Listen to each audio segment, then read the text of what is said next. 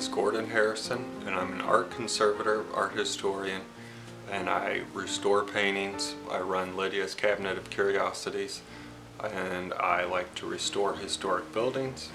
And because of that, I have an architectural salvage business that also has an online art and antique auction as part of it. I started off restoring paintings in a historic property up the street, and my wife basically got tired of me having tons and tons of stuff around the house, and a building on Main Street came up and was available, so I bought this building and moved down here and started restoring paintings down here, but moved the clutter out of our house and moved it into this shop, which made my wife happy, but it also made me happy too, because I could be around all this cool stuff while I restore art and talk to people as they come by from all over the world.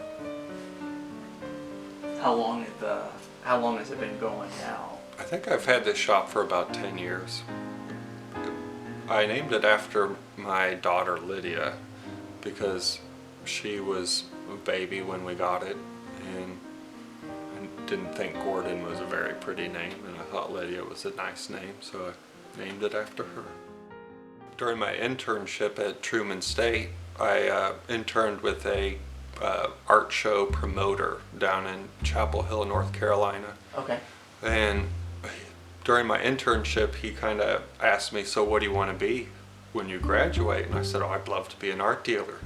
And he said, well, that's great. Are you a millionaire? And I said, no. He said, well, where are you going to get your inventory? It's going to cost you at least $1 million to get a good inventory for shows. I said, I don't know. He said, well, if you want to be in the art business, you need to offer a service.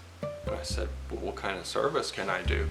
And he said, well, I'll show you some. And halfway through the internship, he had some paintings being restored, and we went by an art conservator's studio, and I saw what he paid to have his paintings restored and saw what she was doing, and I was like, that's what I want to do.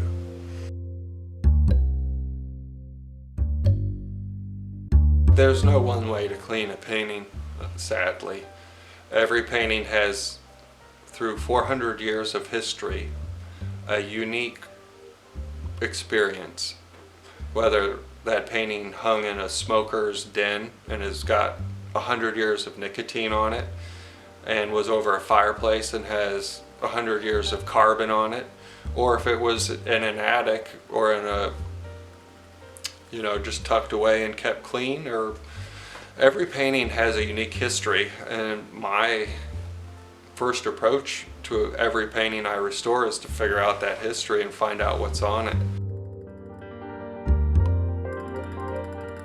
The family history I got with this painting behind me is that the painting was given to Richard Minchell on their wedding day by Charles I. The family states that Charles had Anthony Van Dyck paint this painting for him, and Anthony Van Dyck, according to family history, painted the face and the hands, and then the studio finished the rest of the painting. What motivates me every day is having this shop now and working on paintings. I'm either finding treasure by revealing something that hasn't been seen for 400 years, like in a painting like this. It's hard to know if a painting's a treasure or not when it's black. For instance, I was at an auction like 5 years ago in the middle of a cornfield, and there was a painting that was solid black, and I could tell by the outline of it and just the composition it was very special. But there were major art dealers there that it's just a gamble, you have no idea. So I got the painting for $100, clean it, and it's a masterpiece and worth hundreds of thousands. That kind of thing gets me hooked and excited every day to either clean something and reveal a treasure, or possibly come down here or go to somewhere and find a treasure that has been forgot about.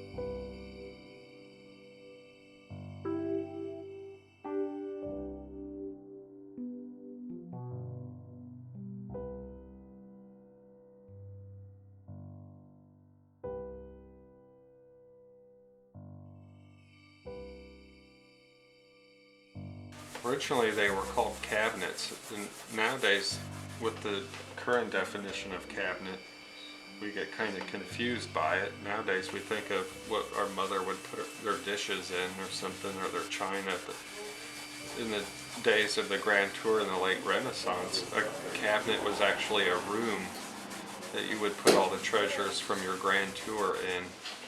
And a cabinet was a room of all of your curiosities and treasure gathered while on your Grand Tour.